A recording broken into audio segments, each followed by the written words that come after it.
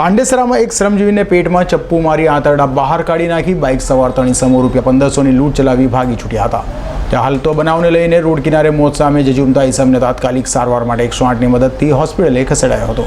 સુરતમાં રોજે રોજ લૂંટારુઓ સહિત અસામરિક તત્વોનો આતંક વધી રહ્યો છે, ત્યારે પાંડેસરામાં એક યુવાન પર લૂંટારોએ ચપ્પુથી હુમલો કર્યો હતો। યુવાનના આંતરડા બહાર આવી જતા યુવાનને સિવિલ હોસ્પિટલમાં ખસેડ્યો છે। જે ઇજાગ્રસ્ત બિહારી યુવાન ગોવિંદના પિતા શિવ બાલકે જણાવ્યું હતું કે અમે બિહારના રહેવાસીએ છીએ। ગોવિંદ મોલમાં મજૂરી કામ કરે છે અને સોમવારે નાઇટ પાર્ટીમાં કામ પર જવા નીકળ્યો હતો। ત્યારબાદ મિલના માસ્ટરનો ફોન આવ્યો કે ગોવિંદ ઇજાગ્રસ્ત હાલતમાં મળી આવ્યો છે। દોડીને જતા એના પેટમાં ઘા હતા, જેથી તેને તાત્કાલિક સારવાર માટે સિવિલ લઈ આવ્યા હતા।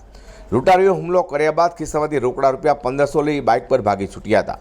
તો વધુમાં કહ્યું હતું કે अब सूरत रहने के लायक नहीं रहा, कोई भी कामदार सुरक्षित यहाँ नहीं है।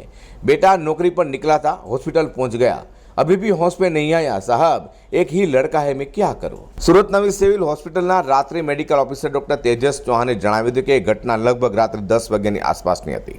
108 ઇમરજન્સી એમ્બ્યુલન્સમાં એક ઇજાગ્રસ્તને લઈને આવી હતી અને પેટમાંથી આંતરડા બહાર નીકળી જવા પામ્યા હતા। ઇજાગ્રસ્ત ઇસમે જણાવ્યું હતું કે 3માંથી 2 પકડી રાખ્યો અને એકે પેટમાં ચપ્પુ ઘુસાડી ખિસ્સામાંથી 1500 કાઢી બાઇક પર ભાગી છૂટ્યા હતા। ઇજાગ્રસ્ત ઇસમની તાત્કાલિક પ્રાથમિક સારવાર કરી ઓપરેશન લઈ જવામાં આવ્યા છે। અઝર કુર્સી સાથે હર્ષદ સેઠા।